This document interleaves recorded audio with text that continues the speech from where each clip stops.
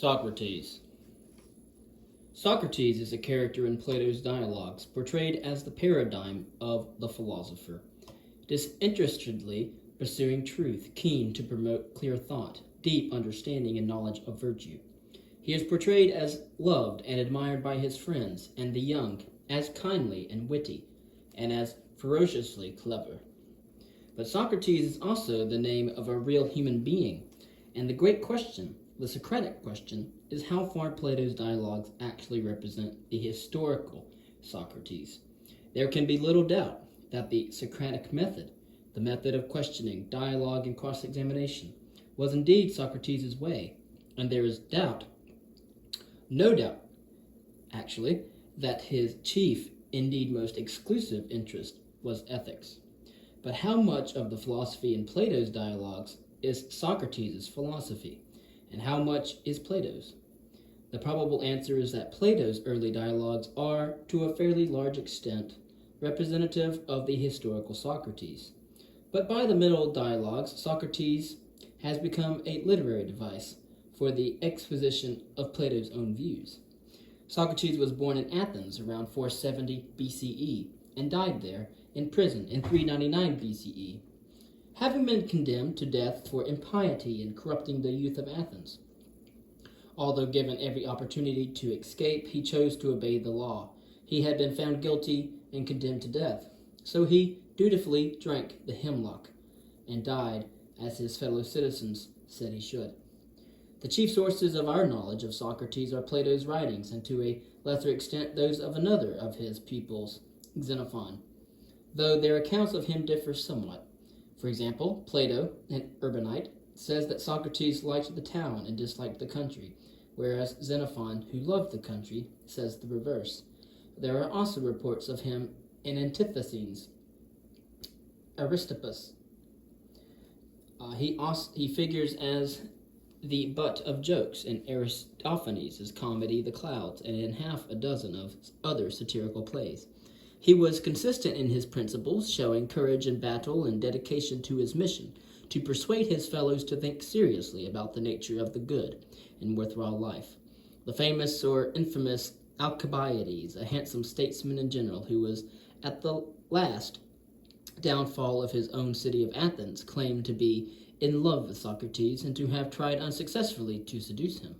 Although Socrates was married, unkindly alleged to be a shrew, he was not without an interest in beautiful boys, an acceptable proclivity in his day.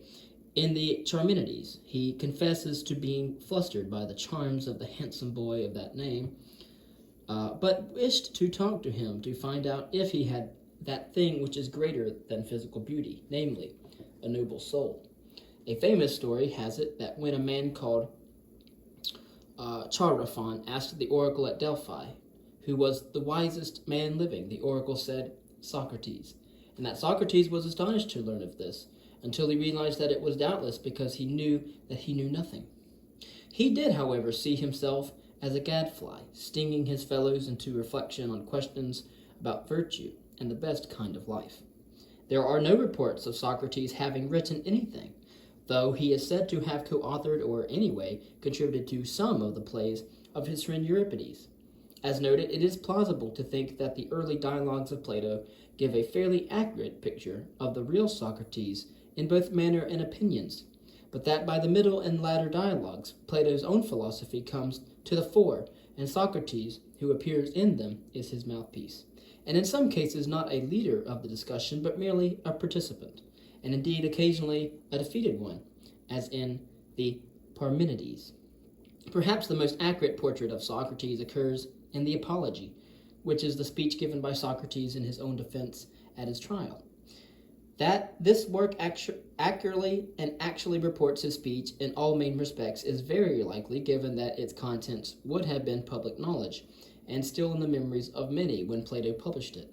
Moreover, Plato says that he was present at Socrates' trial, a claim that could easily have been challenged by contemporaries were it untrue. If Plato had been prone to invent significant things, he would almost certainly have claimed to be at Socrates' deathbed, but he reports that he was not there that day because he was ill, and that he only learned at second hand about the conversation between Socrates and other friends on that fatal day. The works by Plato which relate to the trial and death of Socrates are Euthyphro, Crito, Phaedo, and Apology. Near the Agora of Plato's time, as one visits it today's Athens, one can see the outlines of the prison where Socrates was kept and died. He had a bath on the day that he drank the hemlock. Only one of the cells in the prison had a bathroom attached, also visible in the outlines of the foundations. One can therefore stand on the likely spot where these signal events took place. For those who are moved by such things, the place is a considerable prompt to thought. I think this further suggests that Plato was not in the close circle of Socrates' acquaintances. He would have been at Socrates' side on the day of his death had he been so, however ill. Socrates was a man in his 70s when he died, Plato in his 20s. The dramatic date, so to speak, of many of Plato's dialogues predate his own birth. He never places himself among those present at those conversations. In short, the personal connection between them was likely the same as between a professor and the majority of university students who attend their classes.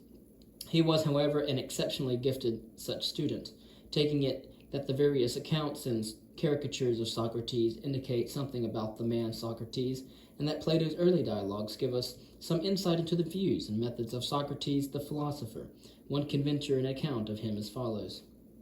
The relevant early dialogues are Laches, Charminides, Euthyphro, Crito, Apology, Protagoras, Meno, and Gorgias.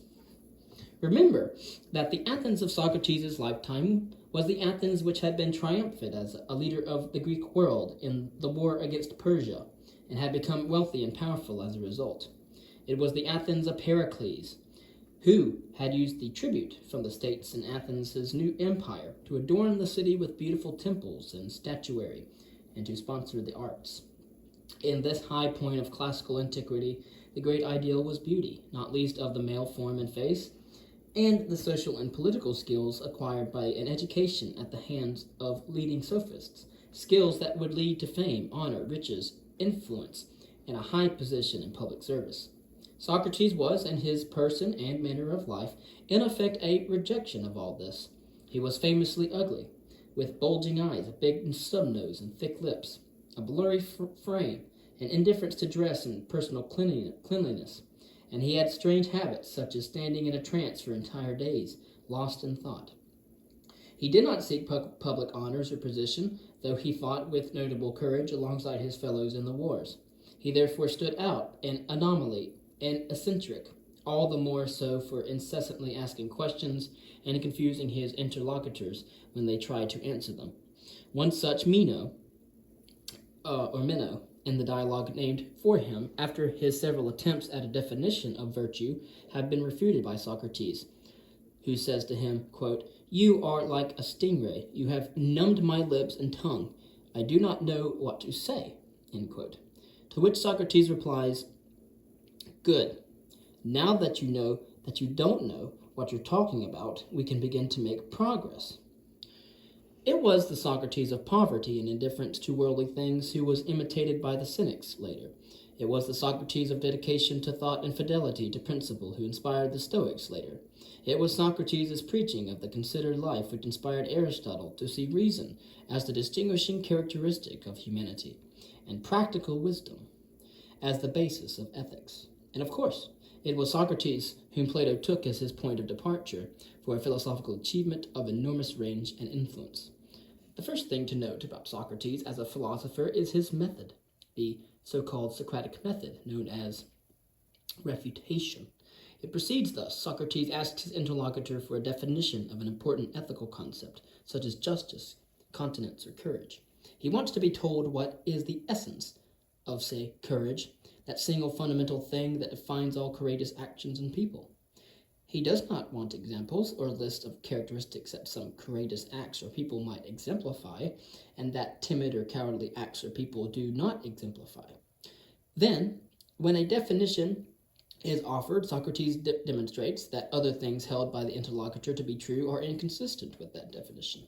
A good example of the method is to be found in the Laches.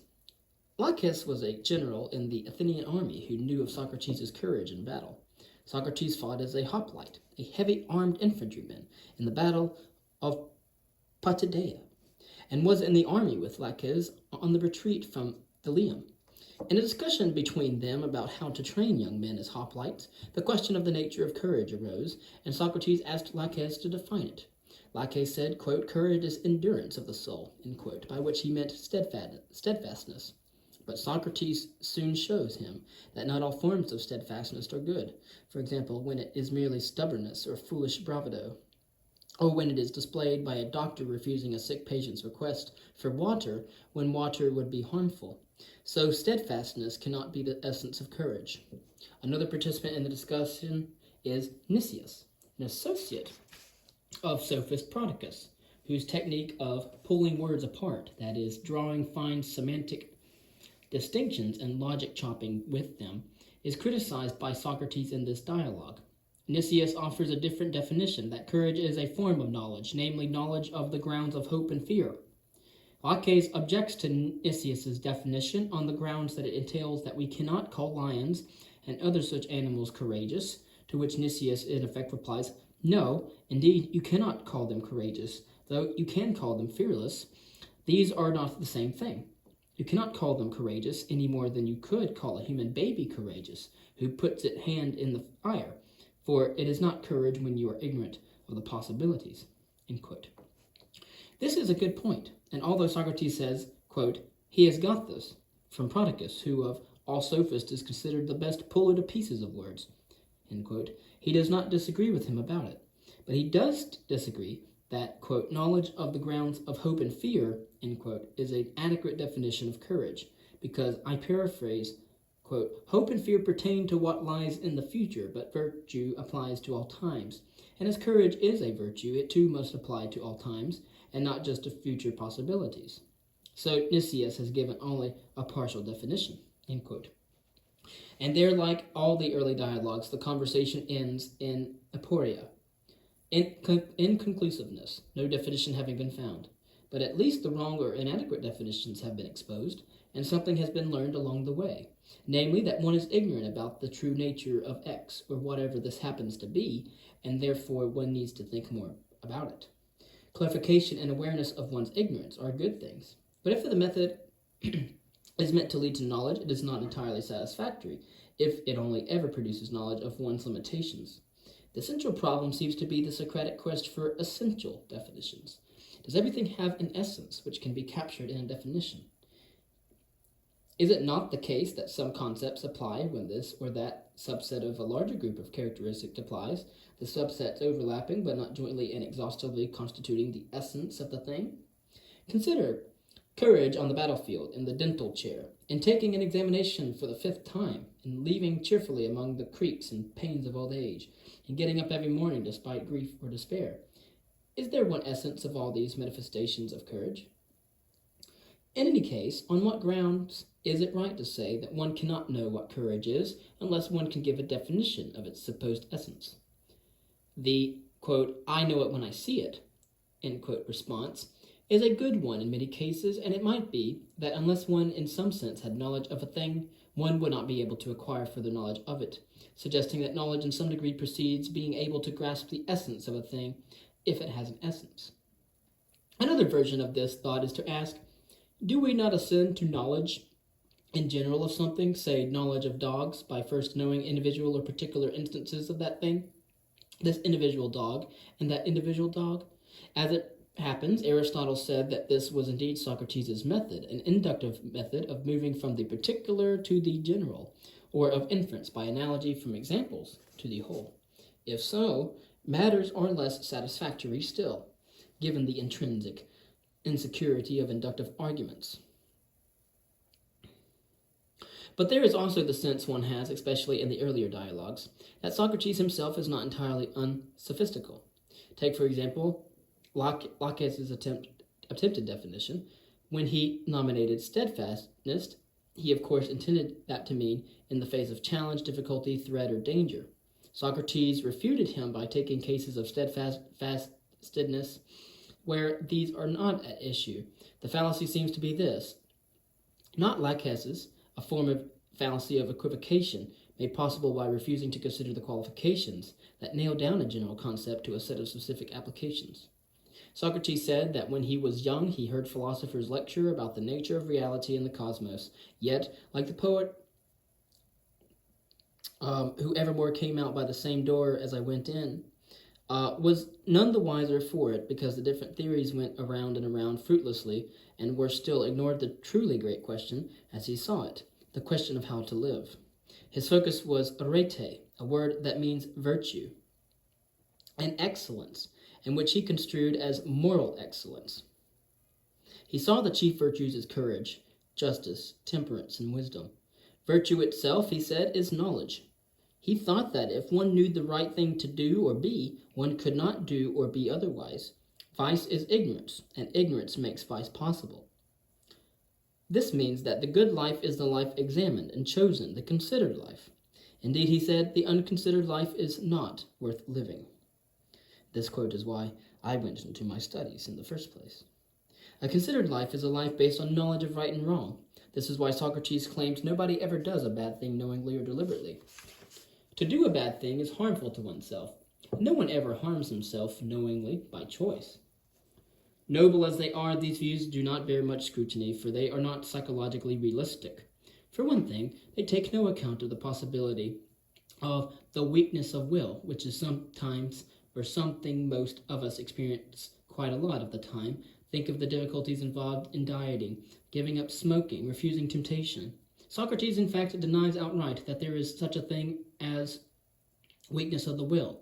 He asks in Plato's Protagoras, how is it possible for someone to do something knowing it to be wrong? The answer is, alas, that it happens all the time. The proof is ab esse ad posse, from what is the case to what is possible. Socrates also believed in the unity of the virtues, that if a person has one of the virtues, he has them all. But this too contradicts experience. An unjust person might be courageous, a just person timid. It is true that it seems improbable that an unwise person might be temperate. But then this raises the problem that wisdom and temperance are themselves not single universals. For a person might be wise as a father, but unwise in business, temperate as to alcoholic drinks, but intemperate as to chocolate, and so on.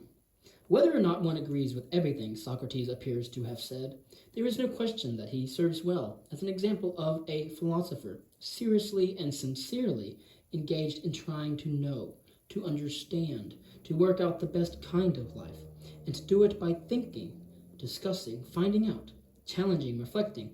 In short, a thinker committed to achieving clarity and to discovering the truth if possible.